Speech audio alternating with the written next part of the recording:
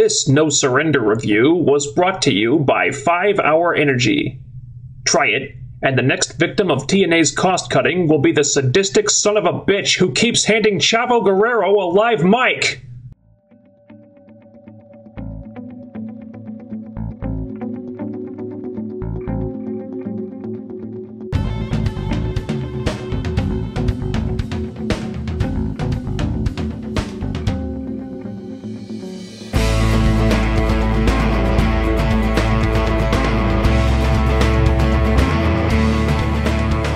Okay, the Knockouts Knockdown pay-per-view was this past Friday.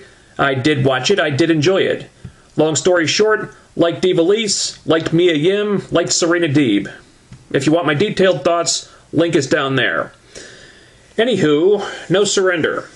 I think TNA are getting into a nice groove now with these pay-per-view themed episodes, and while the quality does tend to vary, they do feel like bigger shows than the usual Impacts. And so far, that has helped them when it comes to the ratings. One problem with this, though, they need to make the set look different for these shows. I mean, you're calling it No Surrender, but you're still using the normal Impact Wrestling set. That's no good. And I know you're on a tight budget, but at least change the ring apron. Do something different aesthetically. When the show looks exactly the same as it usually does, it's going to be harder to sell that big show atmosphere. I mean, you're not really helping yourselves with this. But that's just one gripe. And I actually don't have that many others this week. I would say this was probably the best pay-per-view themed Impact so far, and in fact one of the best Impacts this year. Almost everything seemed to click this week, and with football back and the new fall TV season starting soon, they need to be up in their game as much as possible, so this was good to see. Pretty standard opener to set up the world title match. Nothing really out of the ordinary here, but just like last week, Anderson's performance elevated it. Where has this Anderson been for the last year? For crying out loud, we should have been seeing a lot more of this guy and a lot less of that Sons of Mediocrity crap. Anderson was great here. He was fired up, he made the match feel like a big match, he got me excited to see it, and all things considered, I was not 100% convinced that he wouldn't win the title. I was pretty sure he wouldn't, but I didn't think it was impossible because they were still teasing Bully Hogan an awful lot. Now, speaking of whom, Hogan comes out and he makes this match a tag team match!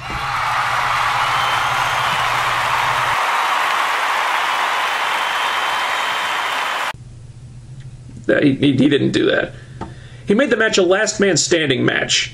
And if you're wondering why he didn't have to check with Spike TV executives for 3 weeks before making this one, well, I don't know what to tell you. If you were upset about Styles Aries 2 getting stuck in the curtain jerker spot, well, then I'm right there with you. That was some steaming hot bullshit right there, putting the greatest man that ever lived out so early. Unfortunately, it really couldn't be helped. AJ was wrestling twice that night.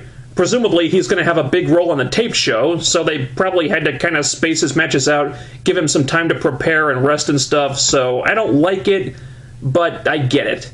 And AJ having so much on his plate this Thursday was almost surely why this match wasn't all it could have been.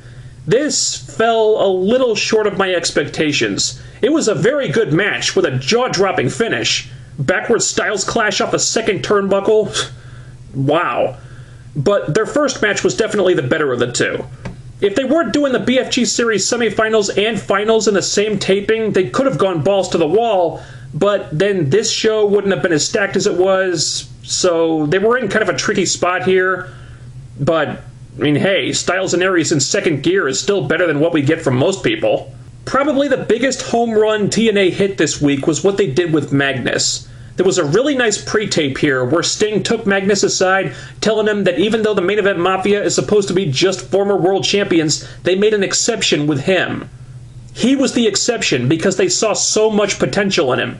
Endorsements like that really go a long way, and the show recently has reflected that. I mean, you got Sting and Kurt Angle treating Magnus like an equal. There have been segments where he's done all the talking for the group while Sting has just hung back.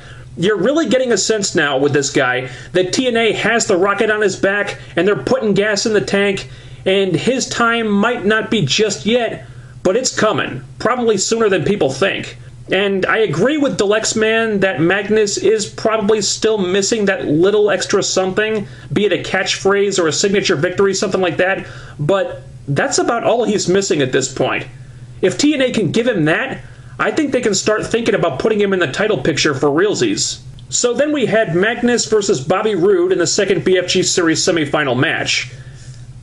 I was never clear on whether or not Kaz and Daniels were banned from ringside during this. I don't remember anyone saying anything about that, but they didn't interfere like they teased they would last week, and Roode was blaming Hogan for this afterward. Now, someone said on Twitter that Tenay mentioned something about them being banned, but I didn't catch it. And not surprising, Tenay can't sell anything anymore, and one of the main reasons why this announced team needs to be changed pronto. Hashtag bring back Todd. Another good match, and Magnus goes over clean. That really shocked me. I did not see Bobby Roode losing this one, so a really surprising outcome there. But it was great because almost since this thing started, Magnus was about the only guy other than AJ Styles that I could see winning the BFG series this year. So to have it be them in the finals, I was still expecting AJ to win, but I wasn't totally sure anymore. They made me think that Magnus had a chance to go all the way. Maybe not a great chance, but he had a chance. And if they got me to think that, the guy who picks apart everything on this show, they probably convinced a lot of casual fans too. Well done on that. Apparently, Rampage and Tito Ortiz are off the show now. Bellator stepped in and they want to protect their big pay-per-view fight. Whether that's a work or a shoot, I don't know. And it really doesn't bother me. I don't think them being on the show meant much either way. It didn't really add anything or take away from anything. It was a novelty. I don't think it did anything to make MMA fans interested in their fight. I was okay with it, but it wasn't really necessary. So them going away, I'm fine with, and I won't object if they come back at some point. Whether it was by design or not, putting the world title match in the Our Main Event segment made me think that something really important was going to happen later on. And you could argue that it did. In the meantime, we got a really good match here. I'd say this was one of Anderson's best matches in TNA. And again, I ask you, where the hell has this Anderson been hiding this whole time? After all the flip-flopping he was doing a while back, TNA finally managed to turn this guy in a way that meant something. I was totally buying Anderson as a babyface. He had the crowd behind him, and this actually got more brutal than I expected. It was a slow-paced match, but it was a physical match. The stiff shots, the blood, the post-match beating, they really sold how bitter this rivalry was. And yes, believe it or not, even the commentary was good here. Say what? When Bully Ray was going for the piledriver on the stage and Taz was saying, "Don't do it, Bully, don't do it!" That was very effective. It seemed like Taz was actually trying to do a good job this week. Maybe he's sweating the roster cuts, who knows? So I was really digging this segment, but, of course, then the Aces of Eights have to come out.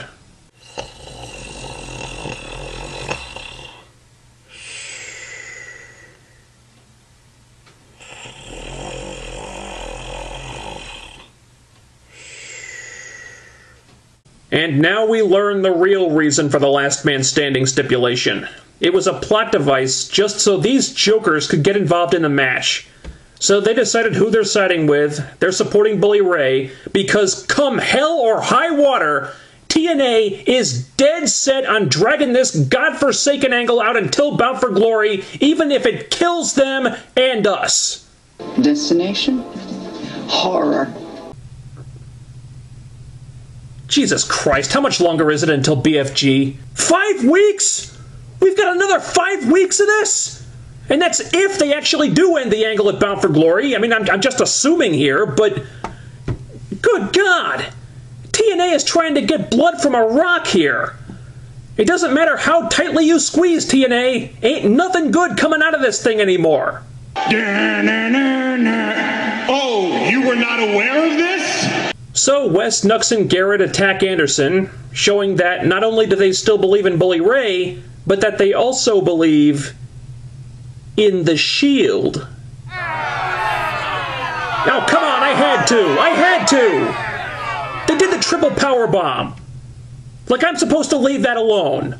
You guys suck. Really? They had to use the triple powerbomb of all things. There wasn't any other move you could have given them. As if these three clowns weren't derivative and meaningless enough as it is, now they're taking moves from a much more talented and interesting faction. What a fucking joke. Most casual fans are not going to perceive this as anything other than the Aces of 8's B team ripping off the Shield. So you know what? If you three scrubs want to be Shield Light, then you deserve a name that is similarly derivative. Wes, Nux, Garrett, I hereby name you.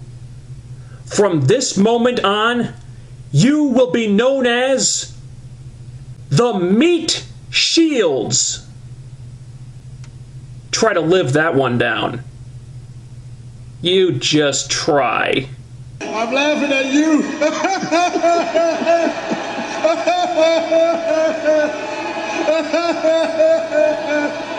Okay, so we're finally addressing this tag team situation, and the fact that the closest thing TNA has to a credible team for Gunstorm to feud with is Eric Young and Joseph Park. That's definitely a good thing. There's a lot of work to be done here. So Gunstorm cut a promo. They want competition. They want to beat someone up. I didn't even recognize the fucking music at first. That's how little this team is meant. And to add insult to injury, once again, Chavo has a live mic! Oh my God, he's gonna puke! He's gonna puke! He's gonna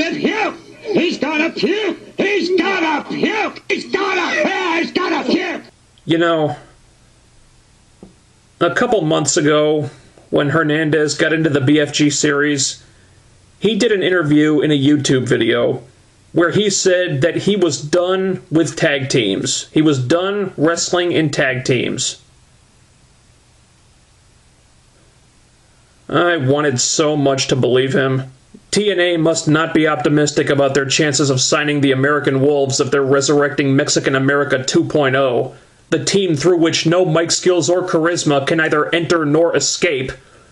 And Chavo cuts an awful promo about how they're the best tag team ever and they want the tag titles back, and meanwhile I'm curling up on the floor in a fetal position praying for him to just go away. And this really depressed me. Chavo is so unlikable. Even as a heel, he doesn't work. This is the worst TNA's tag team division has been since I can remember. This sucks. You want to cater to the Hispanic fan base, fine, more power to you. But do you have to do it with these guys? There isn't any more interesting Hispanic talent out there that you could find? How about Los Pendejos? They're not doing anything. And they'd probably be a lot cheaper, too. Yes! Bound for Glory Series Finals. AJ Styles versus Magnus. The run-in by EGO confused me. I guess their reasoning is that if Bobby Roode can't win the tournament, then no one's going to win the tournament. Okay, well, if you stop this match from happening, then worst case scenario, they do a rematch or they do a triple threat at Bound for Glory. Either way, I'm not sure what EGO thought they were accomplishing here. And where the hell was the main event Mafia? Where were Sting and Joe when this happened? Why didn't they come out after that was the whole thing they teased last week? That Magnus was going to counter Roode's friends with his family, with the Mafia. Why didn't they come out to get rid of these guys? So once EGO is dealt with and the refs get those guys out of there, the match resumes. And this turned into a really good match. This was probably one of Magnus's best singles matches. I mean, give the dude some credit. He's come a long way since debuting a couple years ago, greener than the Jolly Green Giant on St. Paddy's Day. AJ wins, not unexpectedly. I marked out for the spiral tap, by the way. But I was able to suspend my disbelief there for a few minutes, and that's a sign that the writers did their job and that the push of Magnus is working. And what made this so effective was that the camera held on Magnus afterward, and they really let it sink in how much this meant to him and how devastated he was that he lost. It was a very simple thing, but that little touch made the match mean so much more. And it made me think that we haven't seen the last of Magnus and AJ too. And the UK tour is coming up in a few months. If AJ goes over at Bound for Glory, and I expect he will, Magnus challenging him for the world title could be a big selling point. Then AJ cut a promo that, to be honest, was actually pretty bad. And he said that he's going to have some things to say to Dixie Carter next week. The prospect of AJ Styles and Dixie Carter in a lengthy talking segment together strikes me as a bad idea. Neither of them is really in their element in a situation like that, but we'll see. Man, I hope Dixie doesn't cry again. Really strong impact this week. Aside from the tag team situation and the stuff with the meat shields, I have very little to complain about. This was damn good. TNA, you should be delivering shows like this every week. Hopefully they don't stall next time and they can keep this momentum going. Also hoping they start putting the Bound for Glory card together, because we should have a better idea of what that's going to be by now. Just saying. Until next time, later.